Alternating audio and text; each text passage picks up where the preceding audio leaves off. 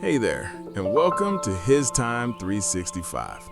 I'm so glad you're here for day 74 of our 365-day journey through the Bible. Today, we'll look at 1 Samuel 1 through 5, and I'll walk you through what happens, what it means, and why it matters. I'll share a summary and some insights to help you see the big picture and connect with the heart of the scripture. During your quiet time, I encourage you to read today's lesson in a Bible translation that speaks to you best. Now grab a quiet moment, take a deep breath, and let's spend a few minutes giving God His time. The birth of a leader. Lessons from 1 Samuel 1 through 5. Have you ever felt like your voice was lost in the noise around you? The story of Samuel reveals how God hears our cries and prepares us for greater purposes, even in the midst of struggle and disappointment.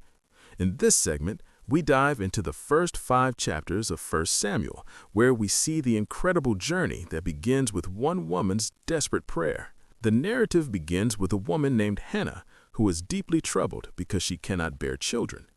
In her sorrow, she goes to the temple in Shiloh, where the priest Eli is serving.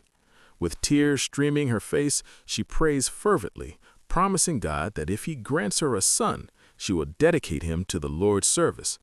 Her prayer is so intense that Eli initially thinks she is drunk, but Hannah explains her heart's desire. Moved by her sincerity, Eli blesses her, and she leaves with renewed hope. 1 Samuel 1, 10 through 18.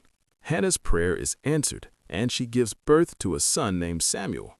True to her word, after weaning him, she takes him to the temple and dedicates him to the Lord. This selfless act teaches us about the importance of keeping promises and recognizing that our blessings often come with responsibilities. Can you imagine the mix of joy and sadness in Hannah's heart as she leaves her beloved son in the hands of Eli? It's a poignant reminder that sometimes our greatest sacrifices lead to significant blessings. As Samuel grows, he serves in the temple, and the Lord starts speaking to him. One night, God calls Samuel while he is lying down, and after some confusion, he learns to respond to God's voice. This moment is pivotal. It marks the beginning of Samuel's prophetic ministry. God reveals to him a message concerning Eli's household, which is a sobering reminder of the consequences of disobedience. Eli's sons, Hophni and Phinehas, have been corrupt, and God is about to bring judgment upon them. 1 Samuel 2, 27 through 36. The narrative shifts to the growing unfaithfulness of Israel. During this time, the Israelites face constant threats from the Philistines, their aggressive neighbors. The people decide to bring the Ark of the Covenant into battle, believing it will guarantee them victory. This act of superstition shows their misunderstanding of God's presence. They treat the ark as a talisman rather than seeking a genuine relationship with God. Sadly, the ark is captured by the Philistines, and Eli's family faces dire consequences. 1 Samuel 4, 1 through 11. The capture of the ark brings a dark moment for Israel. Eli loses his life upon hearing the news, and his daughter-in-law goes into labor, naming her child Ichabod, which means the glory has departed. This powerful image encapsulates the loss of God's presence among His people. It prompts us to reflect on our own lives. Are there areas where we have allowed the noise of the world to drown out God's voice? Have we, like the Israelites, treated sacred things with contempt? As the narrative unfolds, the Philistines quickly realize that having the ark is no blessing. They place it in the temple of their god Dagon, but the next morning, Dagon has fallen face down before the ark. This incident highlights the futility of idols and the supremacy of the one true God. The Philistines experience plagues and chaos, which leads them to return the ark to Israel along with a guilt offering. It's a dramatic turn of events that reveals God's power even in the hands of those who do not know Him. In our modern lives, Hannah's story resonates deeply.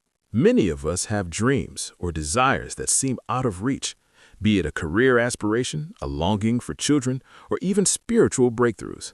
Hannah's determination reminds us of the importance of prayer and faithfulness. When we face obstacles, we can draw strength from her example of resilience and trust in God's timing. The lessons from Eli and his sons serve as a cautionary tale about leadership and accountability. In our own roles, whether at work, home, or in our communities, we must be vigilant. How we lead and the choices we make can have lasting repercussions on those who look to us for guidance. Are we nurturing a culture of integrity and faithfulness, or are we allowing complacency to take root? The Israelites' use of the ark prompts us to examine our own practices. Are we treating our faith as a mere accessory rather than a profound relationship? In a digital age filled with distractions, it's easy to let superficial habits replace genuine spiritual connection. The story encourages us to prioritize seeking God sincerely rather than merely going through the motions. As we reflect on these chapters, one crucial takeaway stands out. God listens to our cries and prepares us for His plans. Just as He was with Hannah, Samuel, and even the Israelites, He is with us today. What does Hannah's prayer life teach us about approaching God with our struggles? How can we ensure that we are not treating our faith as a mere routine or charm? In what ways can we better support leaders around us to promote integrity and accountability?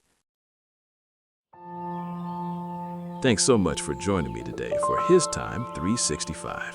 Remember, today's reading is 1 Samuel 1 through 5, so be sure to spend some time with those verses during your quiet time.